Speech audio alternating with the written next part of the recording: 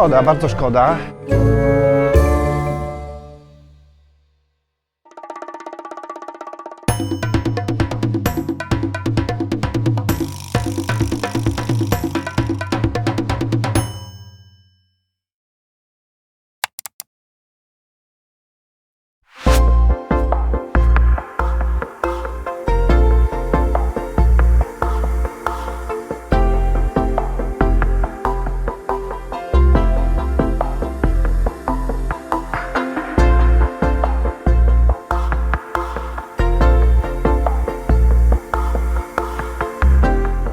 Syrakuzy to drugi po Taorminie przystanek podczas mojej wizyty na Sycylii. Na początek odwiedzam park archeologiczny Neapolis położony w północnej części miasta. Oczywiście największą atrakcją tego kompleksu archeologicznego jest ten właśnie antyczny teatr grecki z V wieku przed naszą erą. Oczywiście Rzymianie go później przebudowali, jeszcze za czasów nowożytnych był przebudowany, ale dużo oryginalnych elementów się zachowało. Teatr na 15 000 widzów. Możecie sobie tylko wyobrazić, jak to wyglądało w wersji oryginalnej.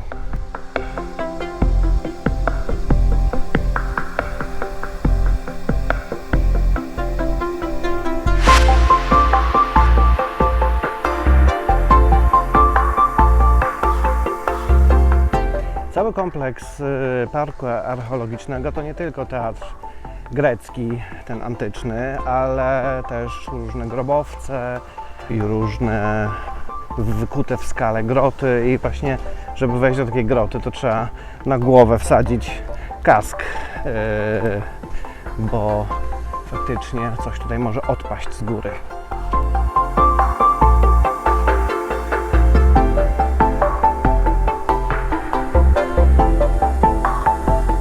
Oto rajskie kamieniołomy, czyli kompleks starych grot i jaskiń, a największa z nich, wysoko na 23 metry, to ucho Dionizjusza. Ucho o wyjątkowej akustyce wzmacniającej dźwięk kilkunastokrotnie.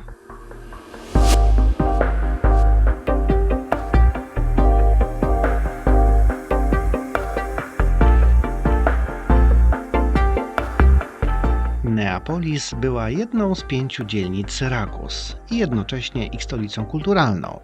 Dlatego oprócz teatru greckiego znajdziemy tu również amfiteatr rzymski, podstawę ołtarza Hierona II i pozostałości innych ówczesnych zabudowań.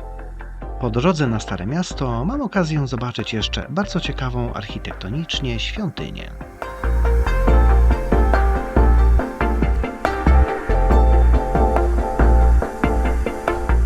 Jesteśmy przed sanktuarium Matki Boskiej Płaczącej. Ten budynek jest bardzo ciekawy z architektonicznego punktu widzenia, ponieważ zbudowany jest w kształcie łzy, w kształcie kropli wody, ale myślę, że tu chodzi o łzę, ponieważ mówi się, że w środku w tym sanktuarium jest ołtarz Madonny, która płacze prawdziwymi łzami. No niestety dzisiaj sanktuarium zamknięte o tej porze, bo jesteśmy w środku dnia. Natomiast jeśli chcielibyście zobaczyć prawdziwe łzy Madonny, to trzeba przyjechać do Syrakus.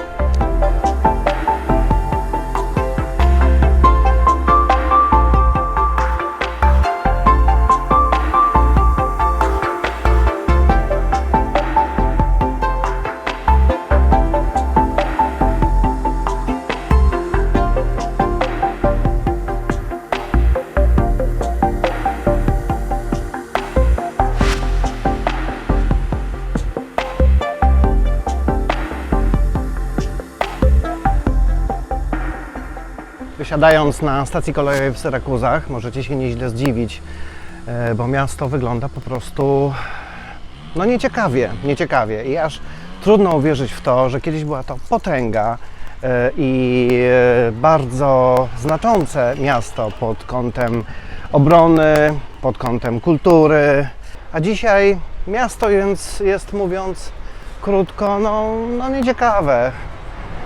Brudne, zaniedbane, poobdzierane budynki, zardzewiałe balkony. No wygląda jak typowe południowe włoskie miasto. O właśnie tutaj. Tak wyglądają budynki. No szkoda, bardzo szkoda. Oczywiście centrum historyczne wygląda ładniej, dlatego trzeba się od razu udać na wyspę Ortigia, czy na półwysep Ortigia, który de facto jest połączony z lądem, no żeby jednak nie ulec temu negatywnemu pierwszemu wrażeniu.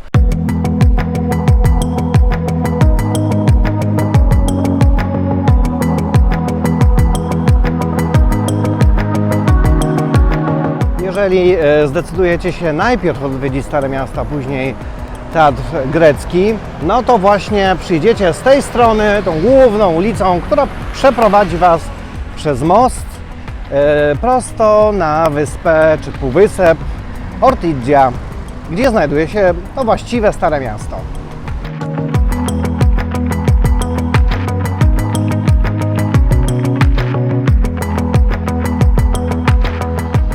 Oto starożytna świątynia Apolla z VI wieku przed naszą erą, a raczej to, co po niej pozostało. Była bowiem obiektem sakralnym, zarówno kościołem, jak i meczetem, w zależności od aktualnie panujących włodarzy, ale też na przykład koszarami wojskowymi. Aktualnie zasłużenie jest zabytkiem.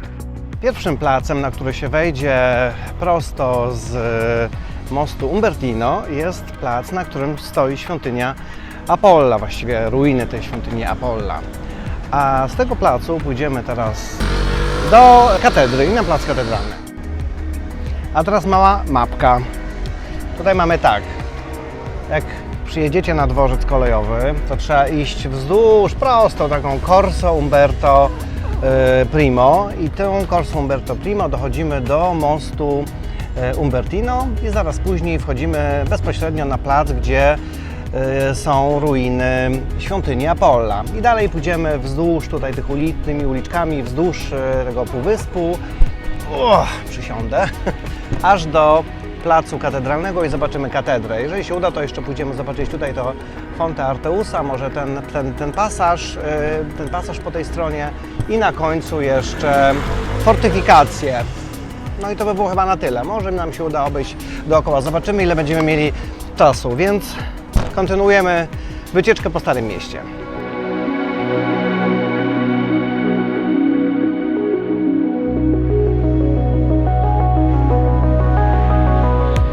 Jak się później okazało, nogi poniosły mnie w zupełnie innym kierunku i kolejność finalnie była trochę inna. A tymczasem docieram do placu Archimedesa, światowej sławy obywatela Syrakus i przepięknej fontanny Artemidy. Sama fontanna obrazuje scenę znaną z mitologii, gdzie Artemida właśnie zmienia nimfę Arteuzę w rzekę. Tę historię jeszcze dziś usłyszymy.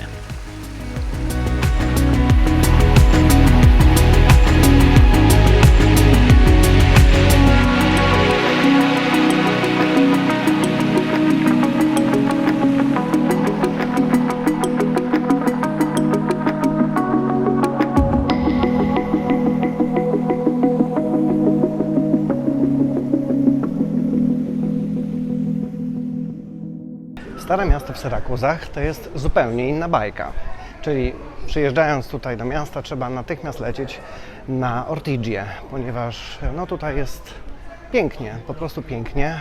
Nie zrażajcie się wysiadając z pociągu albo autobusu, że tamta część jest no po prostu brzydka i nieciekawa.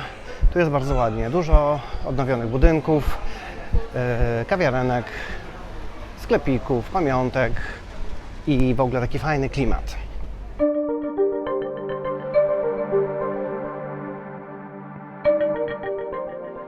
A teraz trochę historii.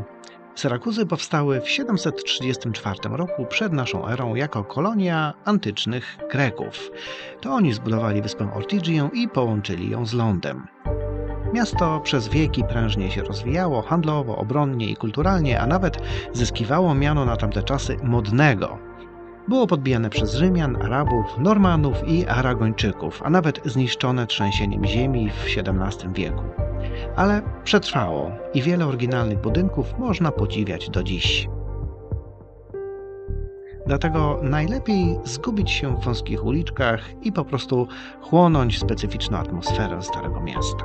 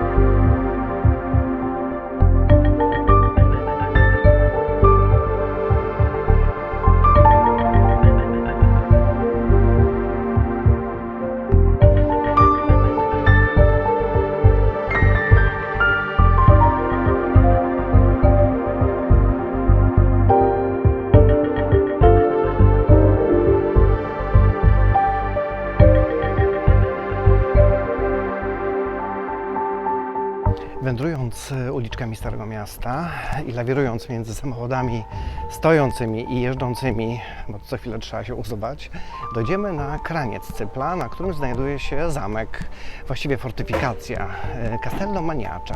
Maniace dlatego, że nazwa pochodzi od nazwiska Giuseppe Maniace, który w 1038 roku odbił w krótkim czasie miasto z rąk Arabów. I właśnie jesteśmy już pod Castello. Wieje. Dalej już tylko morze, ale za to jakie widoki.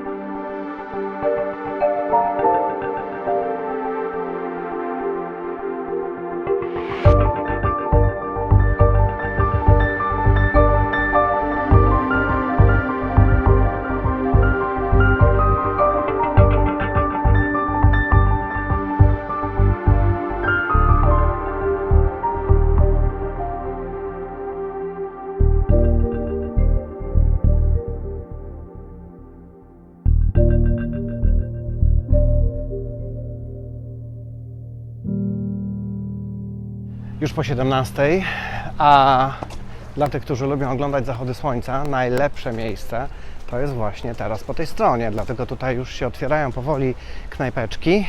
Nawet jedna się nazywa Sunset, no bardzo oryginalnie. Otwierają się knajpeczki, bardzo przyjemne zresztą.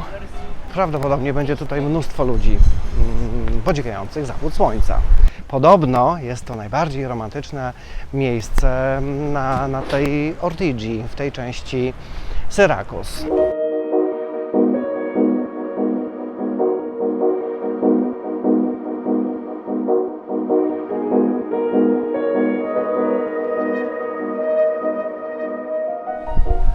Fonte Arteusa, tutaj na dole, czyli źródło Arteusy. To jest podobno jedno z najbardziej romantycznych miejsc w mieście i wiąże się z tym również ciekawa legenda.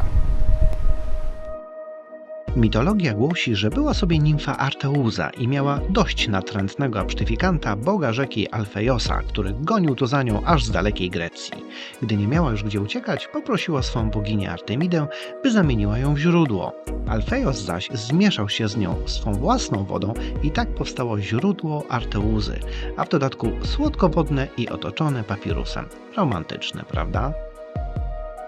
No trzeba przyznać, że to miejsce tutaj przy źródle Arteusy naprawdę jest bardzo przyjemne, zwłaszcza, że mamy tutaj fantastyczny widok na morze. No i dla zainteresowanych również zachód słońca, ale to jeszcze musiałbym poczekać chyba za 2 godziny. No a niestety za 2 godziny to już muszę stąd iść. O, jaka niespodzianka, tutaj na dole jeszcze jest taka mini spiaggia miejska, plaża.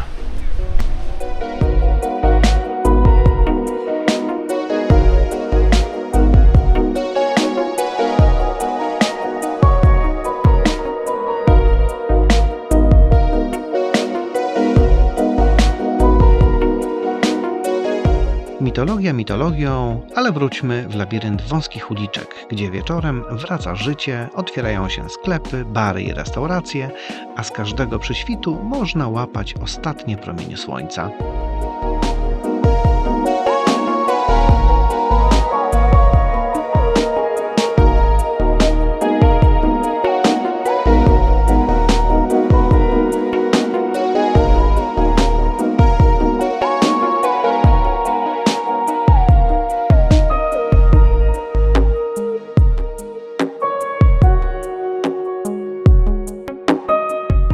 Kieruje się do najważniejszego i największego placu Starego Miasta.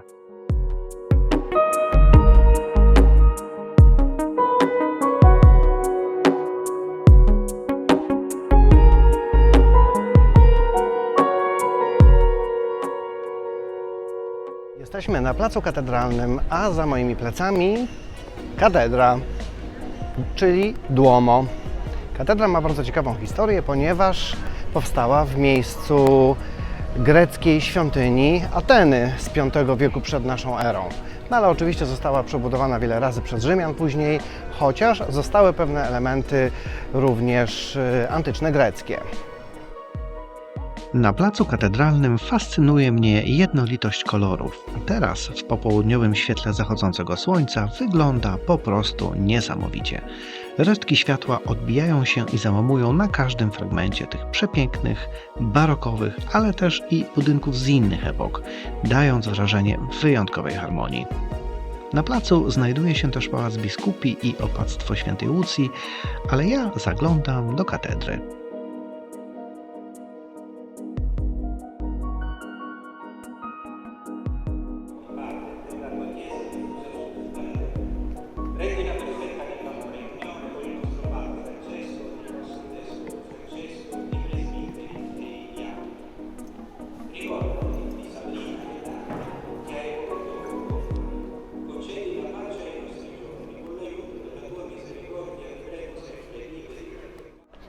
Ja to mam szczęście, no znowu ślub.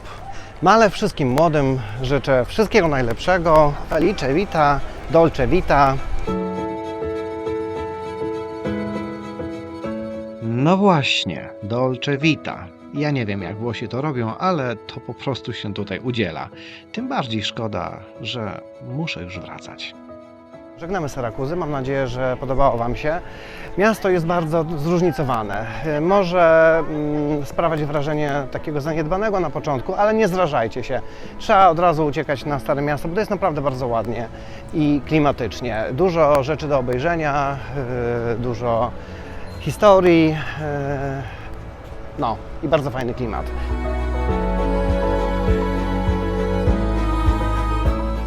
Muszę przyznać, że Ortygia mnie po prostu urzekła, a plątanina uliczek wręcz zachęciłaby się w nich zgubić i odkryć się na nowo.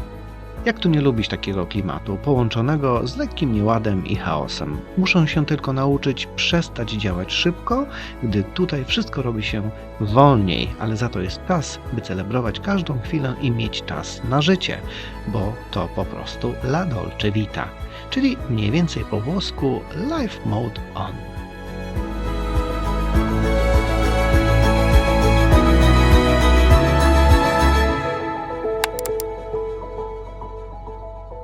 Mam nadzieję, że cokolwiek będzie słychać przy tej muzyce.